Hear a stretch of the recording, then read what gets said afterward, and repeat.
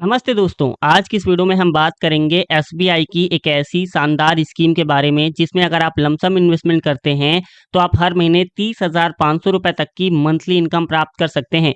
दोस्तों सोच के देखिए, आपने ज़िंदगी भर मेहनत की, पैसे बनाए, पैसे कमाए, अब रिटायरमेंट के बाद हर महीने एक फिक्स इनकम हर किसी को चाहिए ही होता है, बिना किसी टेंशन के, बिना मार्केट उतार-चढ़ाव के।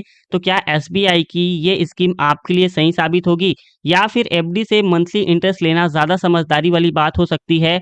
आज की इस वीडियो में हम इन दोनों ऑप्शंस को डिटेल में कंपेयर करेंगे और आपको कैलकुलेशन करके बताएंगे कि कितने रुपए जमा करने पर आपको कितने रुपए तक की मंथली इनकम प्राप्त हो सकती है। दोस्तों आज हम बात कर रहे हैं एसबीआई की एन्युटी स्कीम के बारे में। सबसे पहले हम ये समझ लेते हैं कि ये स्कीम एक्चुअल में है क्या।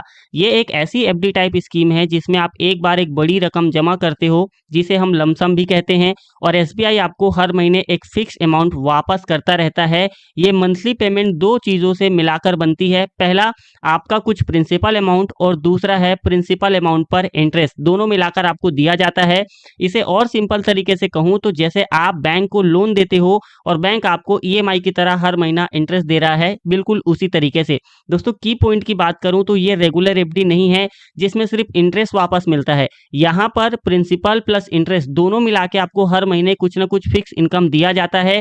ये scheme state bank of India यानी कि इंडिया के सबसे बड़े और सबसे भरोसेमंद बैंक द्वारा चलाई जाती है। दोस्तों आइए हम इस स्कीम के कुछ की फैक्टर्स एंड फीचर्स के बारे में बात करते हैं। दोस्तों यहाँ पर से ध्यान से सुनना है। सबसे पहले बात करते हैं दोस्तों इस स्कीम में मिनिमम डिपॉजिट कितना है। तो दोस्तों इस स्कीम में आप मिनिमम 25,000 रुपए आपको डिपॉजिट करना ही करना होगा मंथली इनकम लेने के लिए। मैक्सिमम डिपॉजिट की दोस्तों कोई लिमिट नहीं है, आप जितना चाहें उतना यहाँ पर इन्वेस्ट कर सकते हैं। बात करें दोस्तों इसके टेन्योर ऑप्शन की, तो यहाँ पर आप 3 साल, 5 साल, 7 साल या फिर 10 साल के लिए इन्वेस्ट कर सकते हैं। यानी कि दोस्तों 36 महीने, 60 महीने, 84 महीने और 120 महीने के लिए। ठीक है। इंटरेस्ट की बात करें दोस्तों तो इंटरेस्ट यहाँ पर आपको वही मिलेगा जो एसबीआई की एफडी में मिलता है। जैसे कि रेगुलर सिटीजन्स के लिए दोस्तों 3 साल के लिए 6.3% एंड 5 से 10 साल के लिए दोस्तों 6.05%। वहीं पर सीनियर सिटीजन्स के लिए 6.8% 3 साल के लिए और 5 से 10 साल के लिए दोस्तों 7.05% का। दोस्तों अब हम ये बात करते हैं कि कौन कौन व्यक्ति इस स्कीम में निवेश कर सकता है और मंथली इनकम ले सकता है। दोस्तों अगर आप इंडियन रेसिडेंट्स हो तो आप यहाँ पर एक सिंगल अकाउंट ओपन करा सकते हो, और आप चाहो तो यहाँ पर ज्वाइंट अकाउंट भी ओपन करा सकते हो। आप यहाँ पर अपने माइनर बच्चे के साथ मिलकर गार्जियन के थ्रू भी अकाउंट ओपन करा सकते हैं। लेकिन एक बात याद रखना दोस्तों, एनआरआई इस स्कीम में इन्वेस्ट नहीं कर सकते हैं। दोस्तों मंथली पेमेंट स्टार्ट कब से होगा, तो डिपॉजिट के 1 महीने के बाद से आपको मंथली एन्युटी मिलना शुरू हो जाता है। दोस्तों आइए अब हम बात करते हैं एसबीआई की एफडी वर्सेस एन्युटी स्कीम को आपस में कंपेयर करके देख लेते हैं। दोस्तों सबसे पहले हम बात करते हैं प्रिंसिपल वापसी के बारे में। ये एक बहुत ही बड़ा फर्क है। एफडी में क्या होता है दोस्तों, टेन्योर के बाद आपका पूरा प्रिंसिपल वापस मिलता है, आपकी एसेट्स इंटैक्ट रहती है। एन्युटी स्कीम में क्या होता है, टेन्योर के बाद आपको कुछ नहीं मिलता है, प्रिंसिपल जीरो हो जाता है। तो अगर आप चाहते हो कि आपकी कैपिटल प्रिजर्व हो बच्चों के लिए, इमरजेंसी के लिए या बड़े खर्च करने के लिए, तो एफडी ज़्यादा सही साबित हो सकता है। लेकिन अगर आपको सिर्फ रेगुलर मंथली इनकम चाहिए जैसे कि पेंशन की तरह और प्रिंसिपल की चिंता नहीं है, तो एन्युटी एक अच्छा ऑप्शन साबित हो सकता है। दोस्तों अगर हम इसके प्री मैच्योर विड्रॉल रूल्स के बारे में बात करें जो बहुत इंपॉर्टेंट है, तो दोस्तों यहाँ पर एफडी कभी भी तोड़ सकते हो आप। थोड़ी सी पेनल्टी लगती है लेकिन पैसे मिल जाते हैं, इमरजेंसी में हेल्पफुल साबित हो सकती है।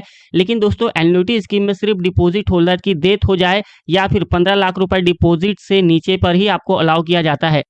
मतलब कि दोस्तों एन्युटी एक बहुत ही लिक्विड इन्वेस्टमेंट है। एक बार पैसा डाला तो बहुत ही मुश्किल है इस पैसे को निकालना, ये बात ध्यान में रखना।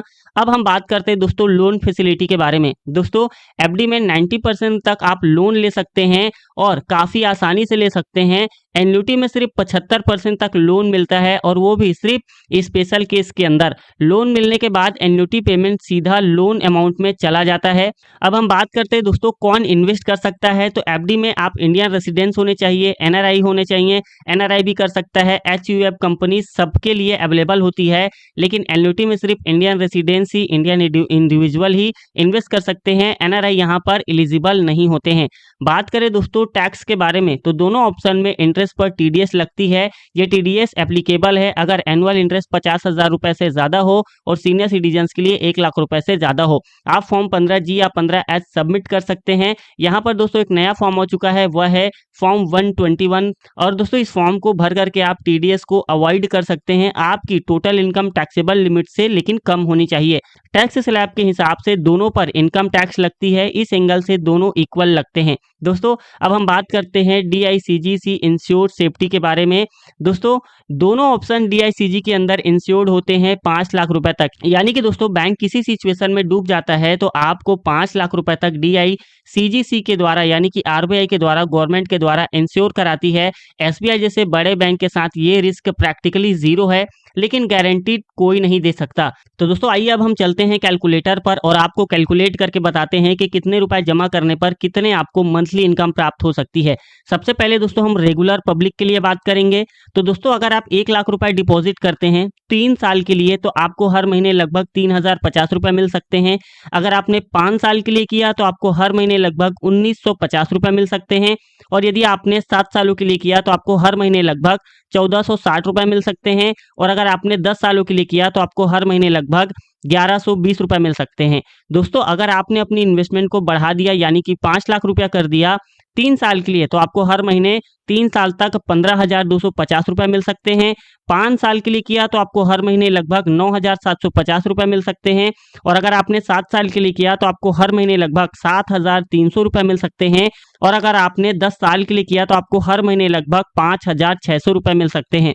अगर आपने दोस्तों 10 लाख रुपए डिपॉजिट किए 3 साल के लिए तो आपको 3 साल तक हर महीने लगभग 30,500 रुपए मिल सकते हैं। 5 साल के लिए किया तो दोस्तों आपको हर महीने लगभग 19,500 रुपए मिल सकते हैं। 7 साल के लिए किया तो आपको हर महीने लगभग 14,600 रुपए मिल सकते हैं। और 10 साल के लिए किया तो आपको हर महीने लगभग 11,200 रुपए मिल सकते हैं।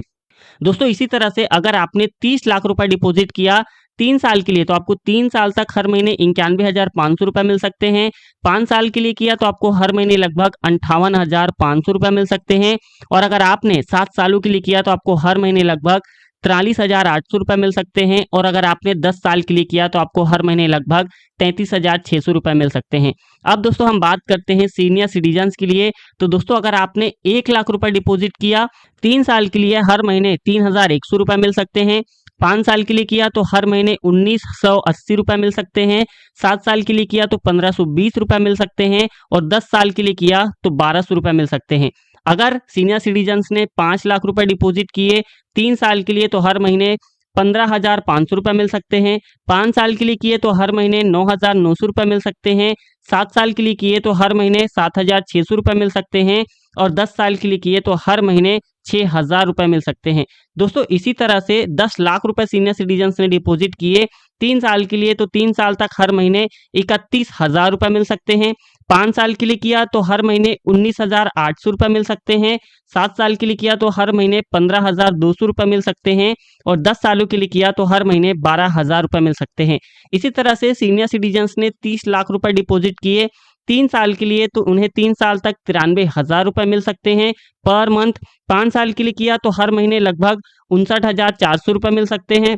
7 साल के लिए किया तो हर महीने लगभग 45,600 रुपए मिल सकते हैं। और 10 साल के लिए किया तो हर महीने 36,000 रुपए तक की मंथली इनकम प्राप्त हो सकती है। तो दोस्तों आइए अब हम बात करते हैं SBI एन्युटी स्कीम में इन्वेस्ट कैसे करना है, इसका प्रोसेस क्या होता है, अकाउंट ओपनिंग कैसे होता है। दोस्तों इस स्कीम को आप केवल और केवल ऑफलाइन ही अकाउंट ओपन करा सकते हैं, यानी कि ब्रांच में जाकर ही आपको खाता खुलवाना होगा। ऑनलाइन का यहाँ पर कोई भी ऑप्शन अवेलेबल नहीं है एन्युटी के लिए। तो आपको अपनी नियरेस्ट SBI ब्रांच में विजिट करना होगा। इसके लिए डॉक्यूमेंट्स क्या क्या चाहिए होंगे, आपका आधार कार्ड या passport size photo, identity proof और पैन कार्ड मैंडेटरी होता है। एड्रेस प्रूफ चाहिए, आधार कार्ड, इलेक्ट्रिसिटी बिल या फिर कोई भी valid document, 2 passport size photos, existing SBI account या फिर करेंट अकाउंट जहां से फंड्स ट्रांसफर होंगे और नॉमिनी की डिटेल्स, नाम, डेट ऑफ बर्थ, रिलेशनशिप। ठीक है, प्रोसेस के बारे में बात करूं दोस्तों तो फर्स्ट स्टेप है अपनी नियरेस्ट SBI ब्रांच में जाओ। सेकंड स्टेप है दोस्तों एन्युटी डिपॉजिट स्कीम का फॉर्म मांगो या फिर कहो मैं एन्युटी डिपॉजिट अकाउंट खुलवाना चाहता हूं। थर्ड स्टेप है दोस्तों फॉर्म को भरो, invest amount, tenure, nominee detail सब कुछ वहां पर डाल दो। फोर्थ स्टेप है दोस्तों डॉक्यूमेंट सबमिट करो। एंड 5 स्टेप है दोस्तों अमाउंट डिपॉजिट कैश, चेक या फिर सेविंग्स अकाउंट से ट्रांसफर करना है वो कंप्लीट कर लो, आपका काम हो जाएगा। छठवां स्टेप है दोस्तों SBI आपको एक यूनिवर्सल पासबुक देगा, यानी कि आपका प्रूफ इन्वेस्टमेंट रहेगा। एन्युटी पेमेंट डिपॉजिट महीने के बाद से हर महीने शुरू होगा। जिस तारीख से आपने किया होगा उस तारीख से शुरू हो जाता है, ठीक है। अगर आपने 15 तारीख को डिपॉजिट किया तो आपको अगले महीने के 15 तारीख को पेमेंट आना शुरू हो सकता है। तो दोस्तों ये रहा एसबीआई एन्युटी स्कीम का कंप्लीट ब्रेकडाउन। अगर आपको ये वीडियो अच्छा लगा होगा तो हमारे चैनल को सब्सक्राइब करके बेल आइकन को भी हिट कर देना। मैं मिलता हूँ आपसे अगली वीडियो में, तब तक के लिए जय हिंद जय भारत।